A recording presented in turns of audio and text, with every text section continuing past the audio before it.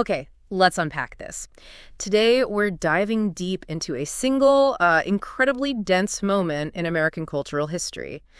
You sent us this fascinating stack of sources, articles, research notes, all shedding light on, well, less than a minute of performance. It's amazing, isn't it, how somehow that less than a minute feels like it just encapsulates an entire era.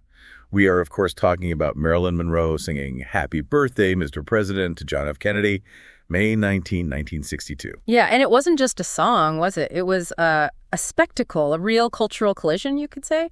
You had Hollywood glamour sort of slamming right into White House power. Right, and sex and celebrity rubbing up against, public image versus private reality. It was instantly controversial, and the ripple effect. Well, we're still feeling it decades later. Definitely. So our mission, working through the material you've provided, is to try and figure out why. Why did this brief moment become such a rich text? Okay, so where do we start? The setting. Let's set the scene, yeah. Based on your sources, Madison Square Garden, New York City, May 19th, 1962. And it was this massive fundraiser for the Democratic Party, a birthday bash for President Kennedy, celebrating his 45th. Even though it was actually, 10 days before his real birthday? Exactly, 10 days early. And the scale was just enormous for the time. The sources you sent mentioned over 15,000 people packed into the garden. Wow. Yeah, a real mix of political power players and entertainment heavyweights. Like who? Who is there? Well, the list mentioned people like Ella Fitzgerald, Peggy Lee, Jack Benny, even Maria Callas, the opera star, was there. Big names. And your sources paint this picture of Marilyn being the absolute grand finale, right? The star turn of this star-studded event. She was. And the anticipation was huge, partly because she was notoriously late. Famously late. Famously late, yeah. Peter Lawford, JFK's brother-in-law, he was the MC for the night. And the material mentions him having to introduce her multiple times. Really? Just filling time. Yeah, filling time, making jokes about her delay. It apparently built this almost unbearable tension in the room. It sounds like this wasn't just a spur-of-the-moment thing for her either. Your sources detail her flying in from Hollywood. That's right. She actually left the set of her film, Something's Gotta Give, which the research notes point out contributed to her eventually being fired from that picture. A big deal. So she flew all the way from L.A., leaving her movie set, and spent 2 days in New York just prepping for this. Apparently so. She was reportedly rehearsing secretly but very intensively for this brief performance. Some accounts even mentioned her practicing on the airplane flight over. No way. Yeah. Apparently working on developing this incredibly flirtatious, almost exaggerated style for the song, to the point where some friends noted it felt, borderline like self-parody. Shows how much thought went into it. So all that preparation, all that build-up, what was the performance itself actually like, according to the sources? It was really short, right? Incredibly brief. We're talking less than a minute. She sang the traditional "Happy Birthday to You," just inserting Mr. President. Simple enough. But it wasn't just the words, it was the delivery. Exactly. That's what all the sources emphasize, how she sang it. Famously slow, breathy, intensely intimate, sultry, provocative. Very, very personal. Right. There's that famous quote your material includes from Dorothy Kilgallen, the columnist. She wrote that Marilyn seemed to be making love to the president in direct view of 40 million Americans. That really captures the intensity, doesn't it? It absolutely does. It sums up the reaction perfectly. And after that stunning, breathy rendition, she actually followed it up with a slightly personalized version of Thanks for the Memory. Oh, I didn't realize that. Yeah, the sources note she added specific lines praising JFK's achievements, like his handling of the U.S. Steel situation. Huh. A quick pivot. A swift shift, yeah. But honestly, the indelible image, the one everyone remembers, had already been burned into their minds by the happy birthday part. And speaking of indelible images, that dress, your sources got into incredible detail about the dress. What struck you most? Oh, the dress. Everything about it was designed for maximum impact, wasn't it? Designed by Jean-Louis, sketched by a young Bob Mackie. It was this sheer flesh-colored material, marquisette or silk chiffon, I think, and just absolutely covered in thousands of hand-stitched rhinestones. So it wasn't just sparkling, it created this kind of illusion. Exactly. That's what the material highlights. It was so incredibly skin-tight. Yeah. She had to be literally sewn into it backstage just before she went on. Sewn into it, wow. Yeah, and apparently wore nothing underneath, which, just enhanced the whole illusion of nudity under the sparkle. It was famously called skin and beads, right? That's the phrase, skin and beads. And the stage lighting, the sources say, just made it shimmer and almost disappear in places. They mention audible gasps from the audience when Yeah. she finally took off her white ermine coat to reveal it fully. So it was less a dress and more a performance piece itself. Absolutely. A crucial part of the whole act. And all this, this spectacle, the breathy song, the barely there dress, it all played out against this very public backdrop of the persistent rumors. The ones, though never officially confirmed, about an affair between Monroe and JFK.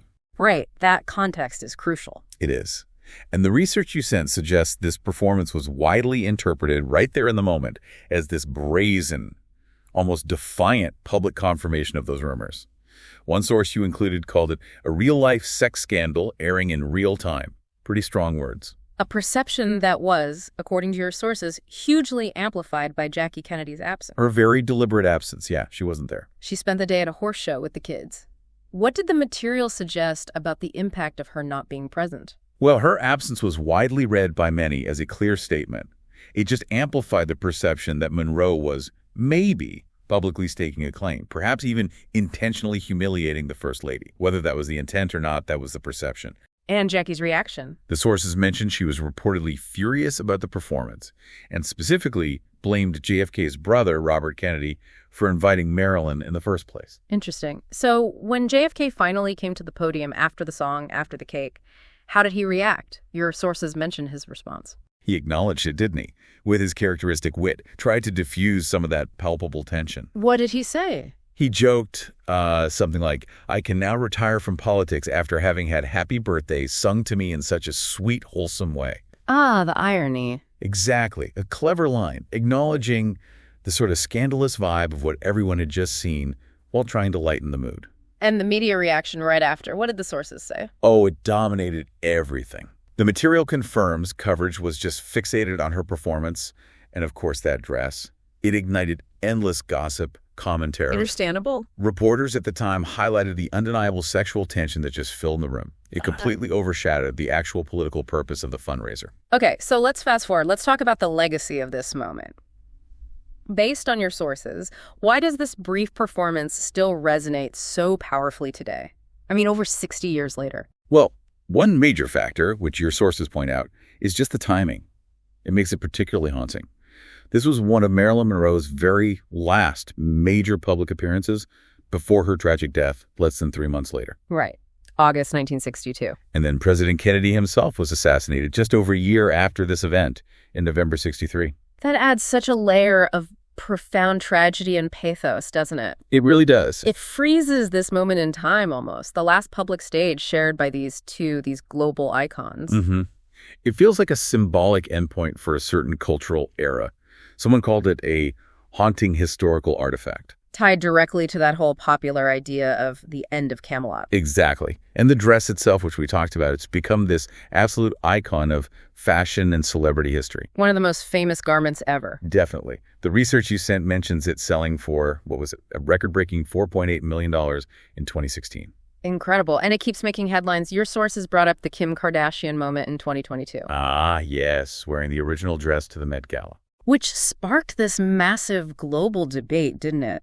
About fashion conservation, the ethics of wearing historical garments, cultural ownership. It really did. It's amazing how this single garment from one performance, still generates such intense discussion decades later, proves its power. And this event was also just absolutely crucial in solidifying the public personas, right? Creating the enduring myths that surround both Monroe and Kennedy. In the popular imagination, yes, for Monroe. It cemented her image as the ultimate blonde bombshell, didn't it? Incredibly sexual, yes, but also vulnerable and ultimately tragically doomed. That's the narrative it reinforced. And for Kennedy, it became a key exhibit in that more complex sort of post-Camelot view of his presidency. Highlighting his personal recklessness, maybe. That and creating this lasting tension between his carefully crafted public image, the family man, the husband, and his private behavior. This single event was really instrumental in building those lasting, complicated myths that persist about both of them today. And it's become this undeniable cultural touchstone, too, as your sources show. It's been endlessly parodied and referenced. Oh, absolutely. Yeah. Nonstop. Think of Wayne's World. Happy birthday, Mr. President. Yeah.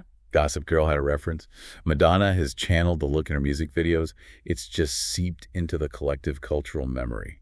It's the benchmark for a seductive serenade. Hmm. Instantly recognizable shorthand. It's just fascinating how much meaning, how much weight is packed into that 1 minute. Your sources make it really clear this wasn't just some historical footnote. It was a flashpoint. It exposed the tensions of its era, the blurring lines of celebrity, sex, power. And it left this incredibly complex, lasting legacy we're still talking about. And some perspectives noted in the material you sent suggests looking beyond just, the traditional narrative. The tragic bombshell, the president's indiscretion. Right. They propose that maybe Marilyn wasn't just a passive figure here, not just a victim of her image or circumstances, but maybe an actress who was acutely aware of her power on that stage and was deliberately using it. Wielding her public persona to make her own statement. Possibly. It's another layer to consider. Definitely adds complexity. So, looking back through all the material you provided, this deep dive into this single brief performance, it really helps us understand these bigger themes, doesn't it? About the nature of fame, the dynamics of power, the media's role in shaping narratives. And how these seemingly small cultural events can become really significant historical artifacts. They shape how we understand an entire era. It really makes you think, doesn't it? It does. Given how much discussion, analysis, controversy, all generated by 1 minute of performance over 60 years ago, just that single breathy song and a sparkling dress, what does that tell us, maybe, about our current relationship with celebrity, with politics, and those increasingly blurred lines between them today? Something for you to think about.